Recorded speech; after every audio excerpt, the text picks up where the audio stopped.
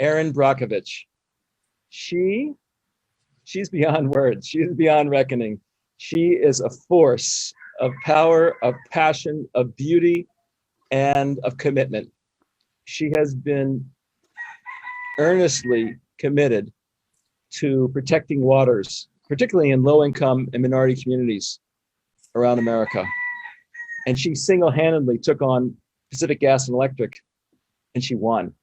And she won for the people, because she's all about being of service to others. And her generosity, and her kindness, and in her brilliance and passion for health and caring for us as water beings and caring for this planet. Let's hear your story. Oh my gosh, it's nice to see you again, Stuart. And everyone, thank you for having me today. And, it's a kindred spirit, and I really appreciate your time and all the work that you do. And as water beings, I like that. That's a new thing. We are water beings, by the way. I could see the trees were dying. I could see that things seemed barren. Look, I wasn't in Kansas anymore because I was looking at two-headed frogs, green water, and animals covered in tumors. And I knew what I saw, even though everybody wanted to tell me you couldn't possibly be seeing that. And that is what I just stuck in, and I could feel what these people were going through. We knew what we saw. They knew what they were experiencing, but nobody wanted to hear it. I was always told, you're not a doctor, a lawyer, scientist. What do you know? And I'm like, see, here's the thing. I want everyone to understand.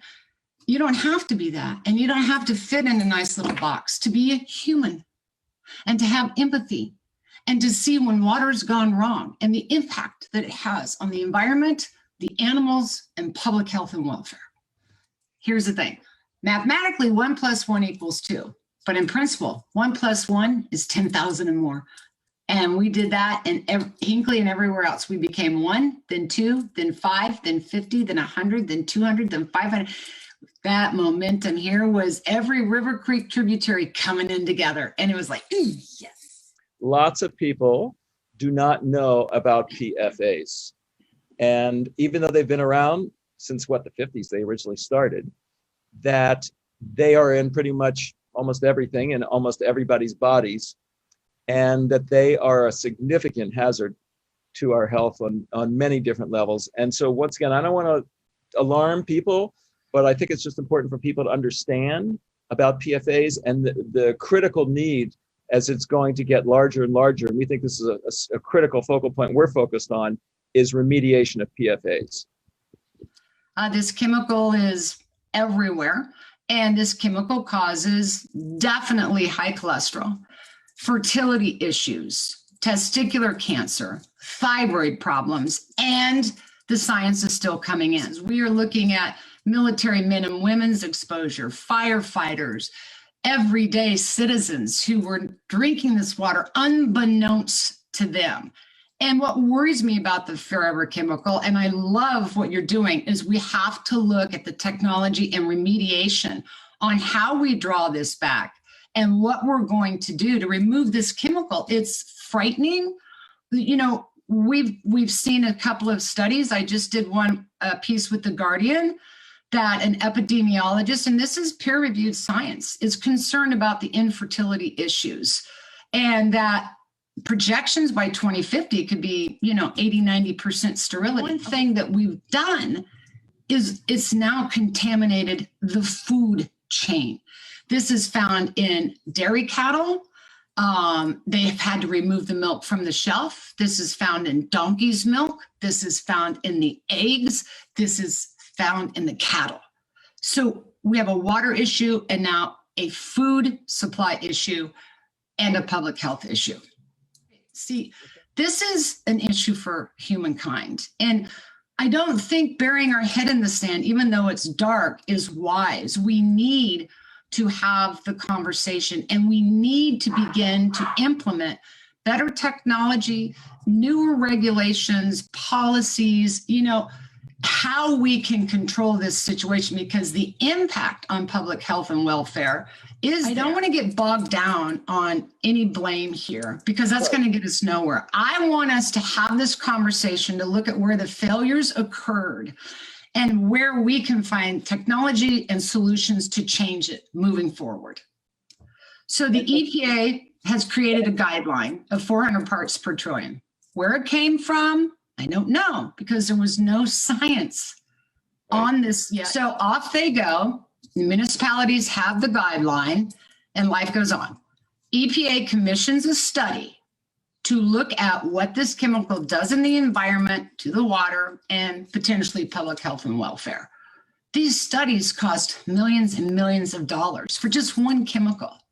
And these studies take time.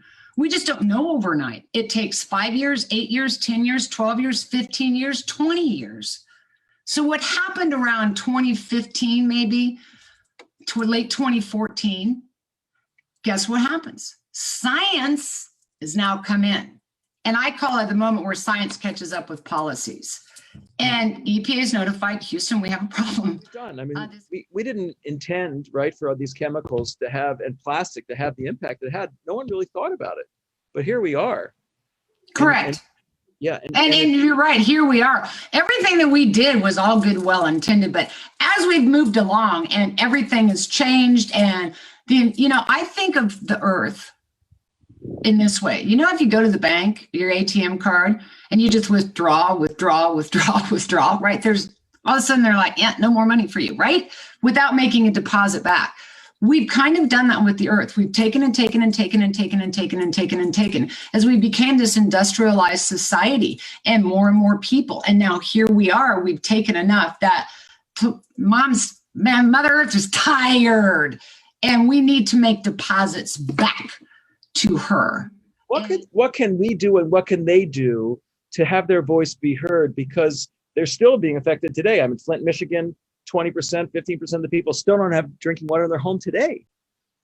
Don't let others, whoever it may be, whether it's a community, city council or somebody, push you back off what you know. You have to know what you've seen and that gut sense. We've talked about it, and not let somebody else knock you off, and find your own courage to say, no.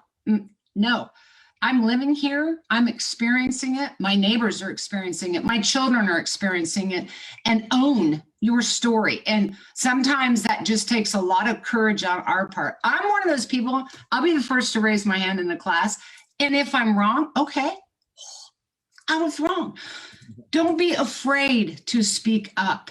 And don't be afraid to ask questions. And there is so much that we can do, and that's hear them, rally around them, and give them the tools that they need to begin a water cleanup, to join their community, to getting to their local council, to working with the local reporter and getting their story out. I'll assure you, and even in my book, Superman's Not Coming, I point this out. Every single community, they're natural born leaders. Once we can help activate them with information or starting their own nonprofits or with funding or with science and get them to city council, they will take off every single time. This is about our character and our soul to the very core of what we are. Water and this planet and its protection and its, in turn, our own survival. But hey, we're here to make it right, and we're going to have to get busy fixing it. I'd just love for you to give a little bit more intimacy about what it was like to have a movie made about you, and how you stayed so humble since that occurred. And it's been surreal, but I've always said Erin Brockovich isn't about me. It's about all of us. And my favorite film wasn't Erin Brockovich, it's Pay It Forward. I've learned that it's okay to be kind, and it's okay to be vulnerable, and it's okay to be afraid, and it's okay not to know. And I think that those are real strengths that we have, and we forget that. And so I'm happy that it continues to be a conversation that I thought was really going to be had in the year 2000 when it came out, yet we're still talking about it today, and it's even more impactful today. Like I said in the book, Superman's not coming, and that's not frightening. I think that's exciting because we're here, and that's the point. It is about a national water crisis, but we give you some tools in there to look at and to share other stories and to understand it and to take action. Once you know it, they will. But the biggest message is what we, the people, can do about it. And we can make that change. I know we will. In whatever dimension of your life, what's next for you? What's up?